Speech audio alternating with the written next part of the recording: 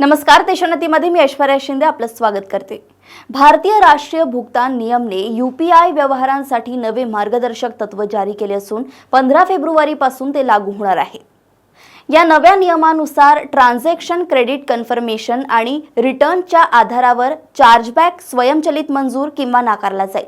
यामुळे वादग्रस्त व्यवहार अधिक जलद आणि प्रभावीपणे सोडवले जातील। यूपीआय चार्जबॅक प्रणाली ही विवाद, तांत्रिक समस्या किंवा फसवणुकीमुळे झालेले चुकीचे व्यवहार रद्द करण्यासाठी वापरण्यात येते। या अंतर्गत युजरने थेट आपल्या बँकेशी संपर्क साधल्यास त्याचा व्यवहार तपासला जातो। व्यवहार चुकीचा आढळल्यास संबंधित रक्कम परत केली जाते। एनपीसीआयच्या नव्या नियमानुसार यूपीआय विवाद निराकरण प्रणाली अंतर्गत चार्जबॅकची मंजुरी किंवा नकार प्रक्रिया स्वयंचलित होणार आहे। यामुळे वादग्रस्त व्यवहार अधिक जलद निकाली निघतील। रिफंडमध्ये युजरला पेटीएम, गुगल पे, फोन पे यासारख्या सेवा प्रदात्यांशी संपर्क साधावा लागतो। मात्र चार्जबॅकमध्ये युजरने थेट आपल्या बँकेशी तक्रार करावी लागते। त्यानंतर बँक चौकशी करून निर्णय घेते। एनपीसीआयने सर्व बँकांना या नव्या प्रणालीबाबत माहिती देण्यास सांगितलंय।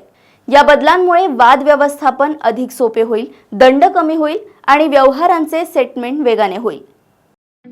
ठळक घडामोडींसाठी देशोन्नती न्यूज चॅनलला सबस्क्राइब करा आणि बेल आयकॉन प्रेस करा।